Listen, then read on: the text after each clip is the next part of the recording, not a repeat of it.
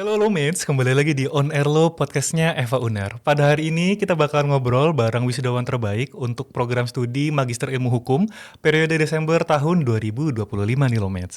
Lomates, kalian kira-kira penasaran gak sih seberapa hebat perjuangannya gitu kali ya bisa sampai mendapatkan gelar wisudawan terbaik gitu dan di S2. Oke Lomates, so langsung aja let's go, mari kita ngobrol. Halo Mas, bagaimana kabarnya siang hari ini? Alhamdulillah baik. Alhamdulillah baik. Kita walaupun siang-siang habis Jumatan Mas ya, terus juga terik gitu. Betul. Teriknya Surabaya nggak ada yang bisa ngalahin. Betul, Tetap sangat harus panas. semangat. Ya. Oke, Mas Bahar. Boleh perkenalan terlebih dahulu kali Mas ya? Oke, baik. Sebelumnya perkenalkan, nama saya Barudin Riki. Saya sekarang sudah alumni ya. Waduh. Alumni Siap. S2 Magister Ilmu Hukum, peminatan pemerintahan tahun 2025. Pemerintahan Mas? Betul, pemerintahan. Oke. Mas, aku mau nanya deh. Perasaan Mas Bahar gitu, pertama kali diumumin wisudawan terbaik itu gimana rasanya Mas? Jadi sebetulnya secara ketika masuk UNER itu sudah punya cita-cita untuk jadi lulusan terbaik sih sebetulnya. Luar biasa. Jadi bahkan itu spesifik saya tuangkan dalam proposal studi ketika mengajukan beasiswa unggulan, itu saya tuangkan. Jadi salah satu yang harus saya capai ketika masuk FH UNER itu salah satunya adalah menjadi lulusan terbaik di Fakultas Hukum UNER. Dan alhamdulillah saya senang pada waktu itu penuh perjuangan. Sebelumnya emang saya dari kampus swasta, jadi beberapa dosen mungkin yang kenal dengan saya mungkin ya yang ngajar di kelas pemerintahan, tapi untuk yang di luar itu kan tidak dikenal. Terlebih dalam struktural MIH misalkan, mulai dari kaprodi, sekretaris dan lain sebagainya. Nah itu kemudian ketika minta tanda tangan tesis di kaprodi, saya notice pada waktu itu, Ibu untuk syarat jadi lulusan terbaik gimana gitu. Kemudian Bu Eni itu bilang bahwasanya satu IPK harus tinggi. IPK-nya Mas berapa kemarin? 3,8 berapa gitu. Kemudian yang kedua masa studi. Apakah tepat waktu atau enggak? Ditanya, Masnya sekarang semester berapa gitu. Sekarang semester 3 Ibu gitu. Oh ya gitu. Terus yang ketiga yang paling penting itu adalah publikasi. Nah, Masnya punya publikasi atau enggak gitu. Alhamdulillah saya punya 6 Scopus Ibu. Nah, 6 alhamdulillah. Scopus? Betul. Wow. Gitu. Jadi dari situ kemudian Bu Eni selaku Kaprodi memberikan satu kepastian itu jadi pemegang reward cum laude gitu. Jujur Mas, aku merinding loh sekarang Mas. Berarti emang untuk istilahnya cita-cita atau goals ini udah Mas tetapkan dari awal gitu ya? Betul. Bahkan sebelum mendaftar jadi mahasiswa M2, Betul, MH gitu ya? Wow, keren banget loh Mas ya. Mas, aku pengen tanya lagi. Tadi Mas sempat bilang kalau dari kampus swasta gitu Mas ya? Betul. Itu bisa dari mana Mas? Nah, saya lahir dan dibesarkan dari kampus Untak Surabaya. Oh, Tarumanagara ya? Apa itu? Untak Surabaya. 17 17 Oh, 17 Agustus Agustus. 1945 Surabaya. Jadi waktu itu kebetulan sangat minder sebetulnya ketika saya dulu ketua KPS FH Untak.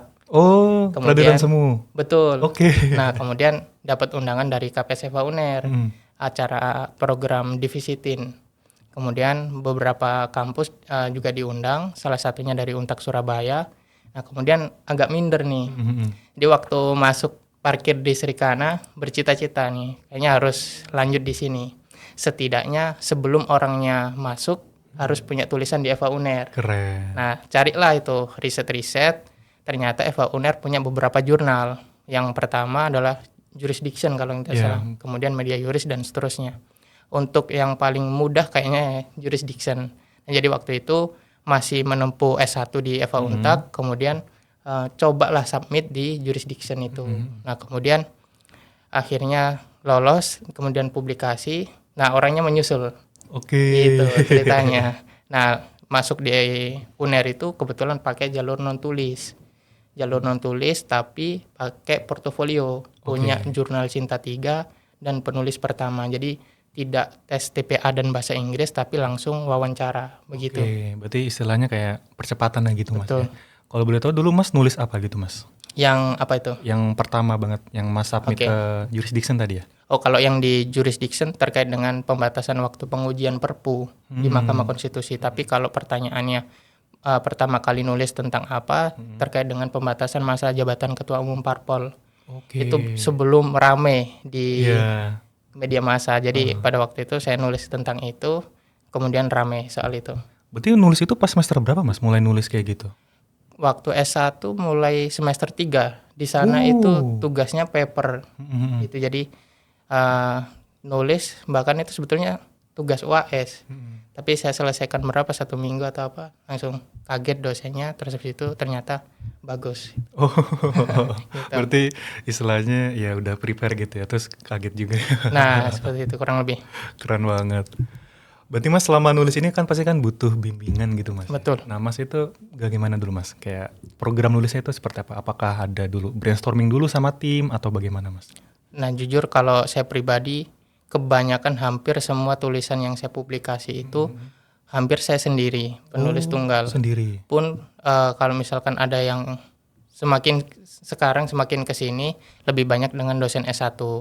Karena kalau dengan dosen Eva Uner agak segan ngajaknya nih, takut kurang sempurna atau apa. Jadi kalau dilacak tuh kebanyakan sama dosen S1. Nah, jadi untuk siapa yang membimbing tentu waktu dosen S1 sampai detik sekarang pun begitu. Oh baik Mas. Berarti memang tergantung dari topik apa yang mau Mas angkat gitu kali ya? Betul. Kita Oke. diskusikan dulu topiknya tentang apa, apakah ini betul penelitian hukum atau tidak gitu.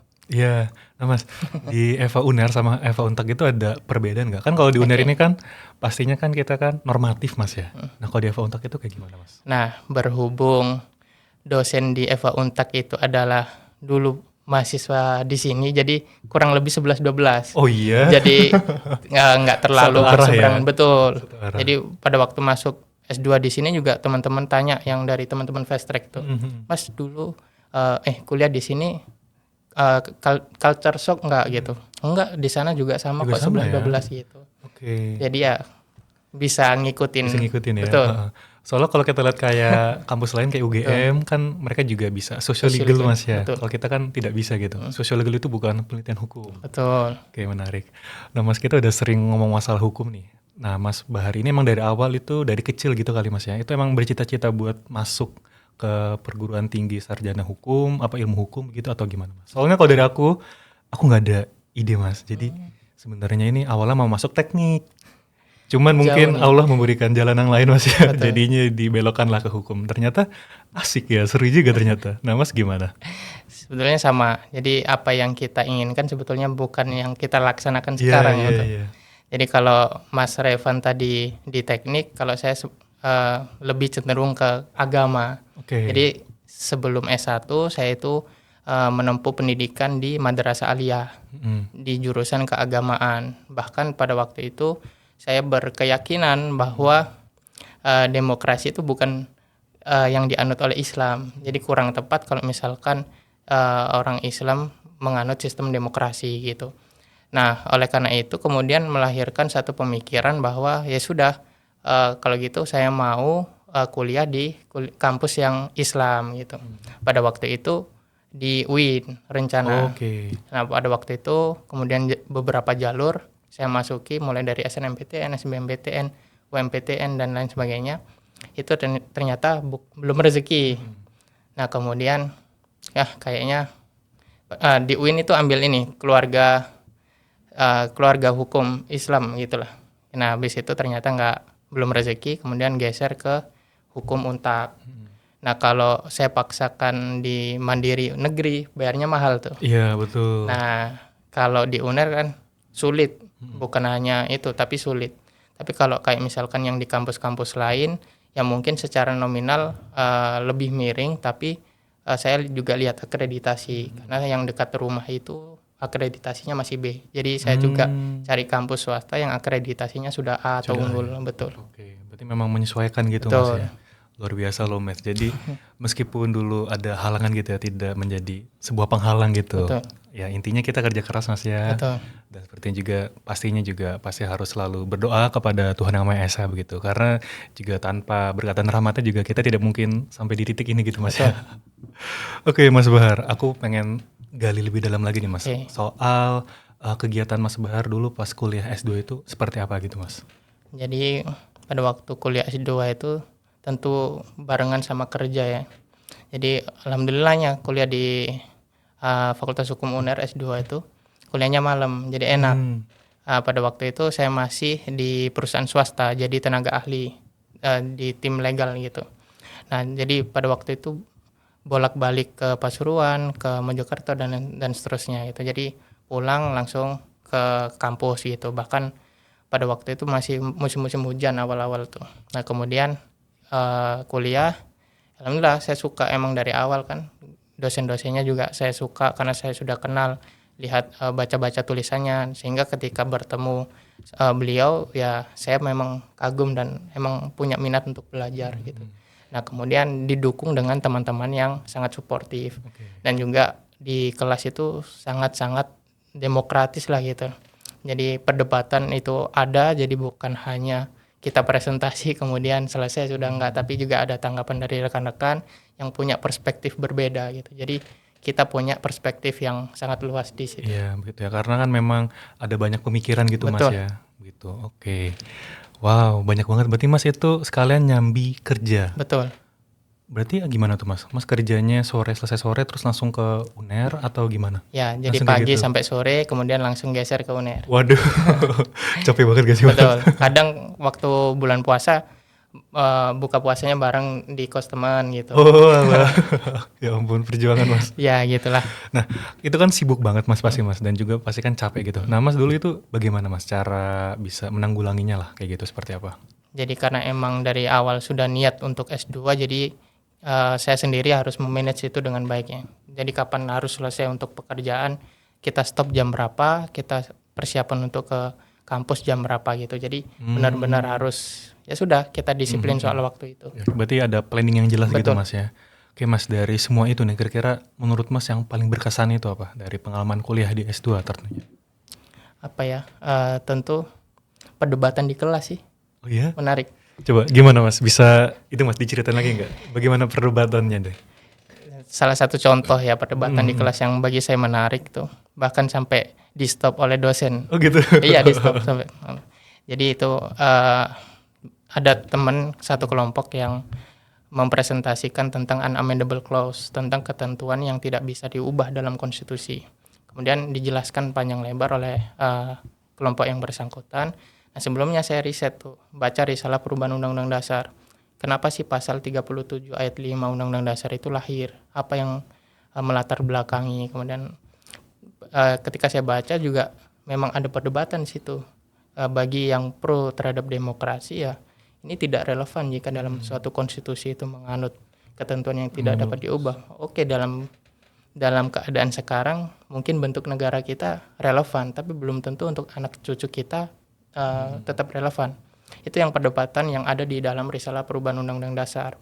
Nah, dari dasar itu kemudian saya tuh suka kalau orang berpendirian A, maka saya harus berpendirian B, supaya tercipta diskusi. Gimana tuh Mas maksudnya? Jadi kalau misalkan teman yang kelompok presentasi itu mengatakan, ya saya setuju adanya ketentuan ini yang tidak dapat diubah karena lazim dipraktek di berbagai negara. Nah, saya ambil yang posisi yang tidak setuju, biar kelas tercipta diskusi itu. Nah, pada waktu itu perdebatan itu kemudian sampai di stop oleh dosen. Udah jangan dijawab terus, nanti timbul debat kusir gitu. Itu sih yang paling menarik. Kemudian punya rasa yang kurang enak sebetulnya ke rekan-rekan yang presentasi, jadi saya minta maaf. Barangkali terlalu menjatuhkan gitu. Tapi rekan-rekan menerima dengan baik. Enggak, biasa kok ini, kita ada demokratis lah, kita di lingkungan akademik gitu-gitu. Oke, seru Gitu banget sih. ya. Berarti sampai saking hotnya gitu, Ya, saking gitu. panasnya gitu ya sampai di stop. Tapi kesimpulannya apa Mas pas pada saat itu akhirnya? Apakah si kelompok ini tetap berpegang teguh nih sama pendapat awal mereka atau akhirnya berubah gitu atau gimana? Tentu tetap berkeyakinan dengan perspektif masing-masing ya. Jadi kalau saya sendiri ya tergantung kita memandang dari perspektif mana. Kalau kita berpandangan dari perspektif demokrasi ya kita bisa gunakan argumentasi itu. Tapi kalau dalam perspektif yang lain kita juga bisa pakai argumentasi itu. Jadi tergantung gitu sih. Oke, sudut pandangnya seperti apa Betul. gitu Mas ya. Oke Mas, aku juga sempat baca ya kalau nggak salah Mas itu mengambil judul tesis itu soal pemerintahan Mas ya, yang Betul. MK something itu Mas Betul. ya. Nah bisa dijelasin nggak Mas ke Lomet sekalian? Jadi biar ada gambaran nih tesis itu seperti apa gitu. Oke, Jadi sebetulnya dari S1 itu sudah dikasih pesan dan kesan. Jadi kalau mau melanjutkan S2 ya tingkat penelitiannya harus ditingkatkan, bukan lagi soal bicara kekosongan, kekaburan dan sebagainya. Tapi juga coba naiklah tingkatan ke mengkaji soal prinsip dalam ilmu hukum. Nah, yang saya jadikan tesis itu adalah prinsip nemo judex idoneus in propria causa dalam praktik judicial review di Mahkamah Konstitusi. Prinsip nemo judex ini menghendaki bahwa hakim itu tidak boleh mengadili perkara yang berkaitan dengan dirinya sendiri. Jika mengacu pada prinsip konstitusi yang menempatkan konstitusi sebagai peraturan tertinggi, maka seluruh praktek ketatanegaraan harus tunduk dan patuh pada konstitusi. Nah, oleh karena itu, jika melihat bingkai Undang-Undang Dasar dalam pasal 24C, Mahkamah Konstitusi diberikan kewenangan konstitusional untuk menguji undang-undang terhadap Undang-Undang Dasar. Nah, tapi dalam praktek itu tidak menutup kemungkinan ada pengujian undang-undang yang berkaitan dengan Mahkamah Konstitusi itu sendiri. Oh, paham. Baik itu undang-undang tentang Mahkamah Konstitusi ataupun undang-undang tentang kekuasaan kehakiman ataupun undang-undang lain yang berkaitan dengan Mahkamah Konstitusi. Baik itu secara kelembagaan atau institusi ataupun itu berkaitan dengan individu hakim. Nah, jika merujuk pada prinsip konstitusi, junto asas ius curiae novit yang menghendaki hakim atau pengadilan tidak boleh menolak suatu perkara, ya harusnya Mahkamah Konstitusi berwenang. Karena konstitusi menghendaki diberikan kewenangan untuk menguji undang-undang, tidak terbatas undang-undang apa saja. Begitu pula dengan asas ius curiae novit, hakim atau pengadilan tidak boleh menolak suatu perkara. Tapi dalam ilmu hukum seperti yang sering disampaikan oleh Pak Soekardi dalam berbagai kelas itu, ilmu hukum itu teorinya tidak tunggal. Bahkan ada pendapat yang ekstrim itu mengatakan lahirnya prinsip hukum itu untuk dipertentangkan. Jadi di samping ada prinsip supremasi konstitusi, asas ius curiae novit, ada juga yang namanya prinsip nemo judex itu. Jadi kalau misalkan mengacu pada prinsip nemo judex, seharusnya Mahkamah Konstitusi tidak berwenang, karena berkaitan dengan dirinya sendiri. Nah, yang saya kaji adalah bagaimana ini, mana yang harus didahulukan, apakah prinsip nemo judex ataukah prinsip supremasi konstitusi junto asas ius curiae novit gitu. Nah, yang saya kaji satu, rumusan masalah berkaitan dengan karakteristik. Bagaimana sih karakteristik prinsip nemo judex itu? Kemudian yang kedua, bagaimana desain konstitusionalnya ke depan. Nah, salah satu yang saya tarik kesimpulan, ya karakteristiknya satu, prinsip nemo judex itu mengikat kepada hakim Mahkamah Konstitusi. Itu saya uraikan, apakah benar pasal 17 ayat 5 Undang-Undang Kekuasaan Kehakiman itu mengikat bagi hakim konstitusi? Karena itu ada perbedaan. Di situ di Undang-Undang tentang Kekuasaan Kehakiman ada penggunaan frasa yang berbeda antara hakim saja pakai huruf kecil dan juga ada hakim konstitusi. Dalam pasal 17 ayat 5 itu menggunakan frasa hakim tanpa hakim konstitusi. Nah, ini mengikat nggak larangan konflik of interest ini kepada hakim konstitusi? Nah, itu yang saya jelaskan, uraikan. Ternyata Mahkamah Konstitusi yang menyatakan sendiri dalam putusan 131, 141 tahun 2022 atau 2023, ya ketentuan ini mengikat bagi Mahkamah Konstitusi. Tapi karena di pasal 17 ayat 6 dan ayat 7 itu dikatakan apabila melanggar ketentuan ayat 5 maka putusan itu tidak sah. Nah, ini menurut MK dalam pertimbangannya ini tidak berlaku. Nah, itu satu karakteristiknya. Yang kedua, ya prinsip nemo judex ini menghendaki bahwa sebagai prinsip etik demi mewujudkan penyelenggaraan peradilan yang independen. Gitu ada 5 atau 4 gitu karakteristiknya. Adapun yang desain konstitusional itu satu, jika norma yang diuji adalah norma open legal policy, maka Mahkamah Konstitusi harus mengedepankan prinsip nemo judex. Tapi kalau misalkan dihadapkan dengan norma yang non open legal policy tapi nyata-nyata bertentangan, prinsip supremasi konstitusi yang harus didahulukan dan seterusnya, ada 4 kalau tidak salah gitu. Wow, rumit Mas ya. Ya itu untuk tataran S2. Lo Mas kayak berasa ngobrol sama dosen ya. Ini rasanya kayak aku jadi mahasiswa gitu, jadi konsul bimbingan Bapak. Waduh, sama-sama mahasiswa nih. Menarik Mas ya. Aku sebenarnya juga masih awam banget gitu Mas ya, masalah pemerintahan. Karena kan memang aku ngambil sendiri kan hukum bisnis untuk yang sekarang lagi aku ambil. Tapi aku juga sempet sedikit baca-baca Mas soal kemarin itu kalau nggak salah ada putusan yang lumayan ramai ya, yang masalah polisi Oke. Ya, yang Betul. polisi tidak boleh di Menduduki kementerian ya kalau nggak salah pasal 28 ya. ayat 3. Pasal 28 ayat 3 di penjelasan itu kan kalau sebelum diubah itu kan boleh. Ya, Tapi kan harus ada penugasan penugasan dari dari Kapolri. Nah, menurut Mas itu bagaimana Mas? Sekalian diskusi aja kali Kapolri. Mas ya. Sebetulnya sudah nulis soal ini. Oh iya? Ya, pasca adanya statement dari Kementerian Hukum. Ya, putusan itu tidak berlaku bagi polisi yang sudah menduduki Iya, itu karena menarik. putusan MK itu bersifat retroaktif, Iya, betul. non retroaktif, Non-retroaktif. tidak berlaku retroaktif ke belakang.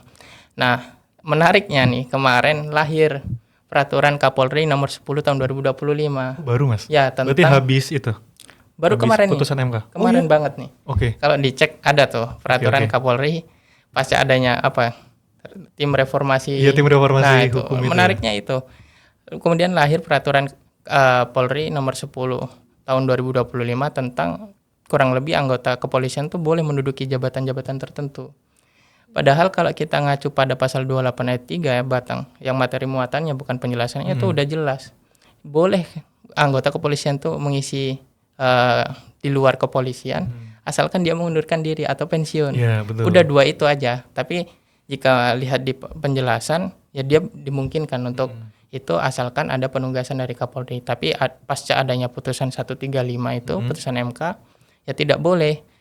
Karena penjelasan itu bertentangan dengan prinsip pembentukan undang-undang. Karena itu masuk ke dalam nggak match gitu antara materi muatan dalam pasal 28 ayat 3 dengan penjelasannya.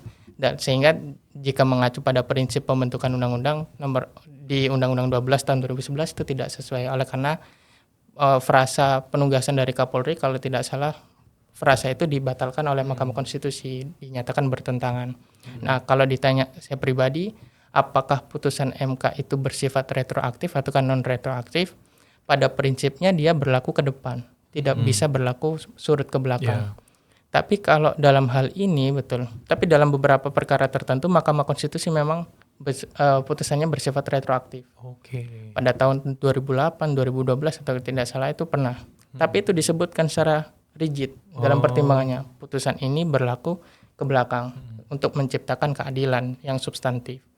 Tapi kalau dilihat dalam putusan 135 itu tidak dijelaskan apakah dia berlaku kepada polisi yang sudah menduduki atau enggak. Sehingga saya memaknai itu berlaku ke depan. Tapi polisi yang sudah menepati itu kan SK-nya kan sudah ada dasar hukumnya tuh di konsideran. Itu memang sah sebelumnya, tapi ada putusan itu kan sudah kehilangan objek. Sehingga secara moral dia harus mengundurkan diri.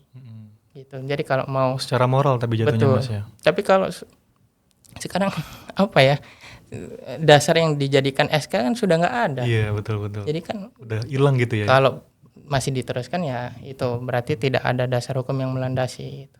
Berarti praktek yang paham. inkonstitusional itu terus berjalan. Paham. Oke. Waduh. seru. Itu sih lahir peraturan Kapolri nomor 10 tahun 2020 ya. Oke, boleh. Habis ini aku cek gitu Mas ya. Nanti kalau nggak ada tanya, aku tanya boleh Lah, Mas. boleh. Kita diskusi aja. Oke Mas, kita udah banyak ngebahas masalah hukum pemerintahan ya. Berarti memang Mas ini minatnya khususnya itu di hukum pemerintahan. Iya. Nah Mas goalsnya itu ke depan akan mau menjadi apa begitu Mas? Apakah menjadi hakim konstitusi mungkin Mas?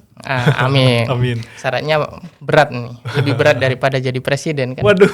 Syarat jadi hakim MK tuh. Salah satunya negarawan. Iya. Ya tidak punya kepentingan politik dan lain-lain. Nah, kalau ditanya goals, tentu saya yang paling ingin saya capai adalah jadi dosen. Nah, sekarang saya sudah beberapa membantu dosen di Eva Untak untuk mengajar beberapa mata kuliah hukum administrasi, hukum pemilu, pengantar ilmu hukum dan hukum otonomi daerah, peraturan perundang-undangan, tapi beberapa pertemuan gitu. Nah, itu. Jadi setelah lulus ini saya ingin tentu ingin melanjutkan studi S3. Kemarin sudah bimbingan nih. Wih. Terkait dengan proposal disertasi apakah ini lazim di Eva Uner ataukah seperti apa gitu. Jadi itu ingin jadi dosen. Amin, Lomets. Adapun untuk hakim HMK ya sambil jalan lah. Sambil dari jalan. kalangan akademisi mungkin kan. Amin, keren banget Mas. Berarti memang Mas S3-nya di UNER juga gitu ya? Di Rencananya. Iya. Amin, Lomets kita doakan ya supaya cita-cita dari Mas Bahar bisa terkabul ya. Amin. Juga sekalian menyambi menjadi hakim MK Mas ya. Amin.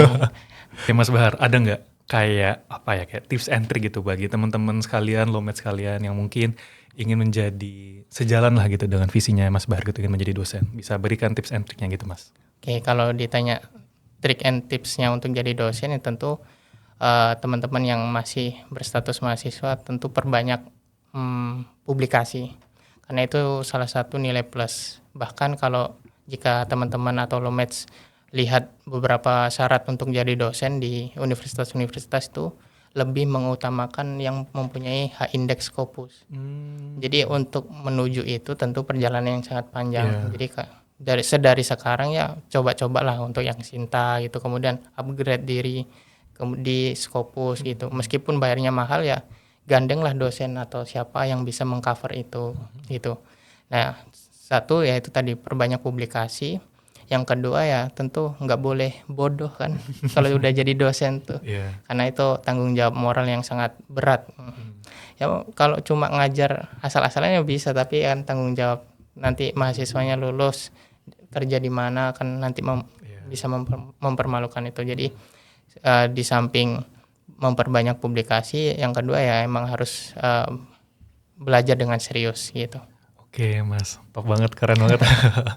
Oke Mas Bahar, sudah Oke. tak rasa Mas ya, kita udah ngobrol lumayan lama kali Mas. Ya, Mas Bahar, thank you banget ya udah mau datang di podcast kita hari ini, siang hari ini juga. Udah nyempetin waktu juga Siap. di salah kesibukannya gitu.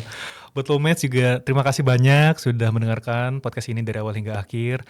Kemudian juga bagi kalian yang penasaran kira-kira di Eva Uner ini ada kegiatan apa aja sih gitu. Nah bisa tuh kepoin di IG kita, di Twitter kita, di low.evauner gitu, di low.uner gitu. Oke lowmates, jadi itu aja podcast kita pada hari ini. See you on next episode. Bye-bye.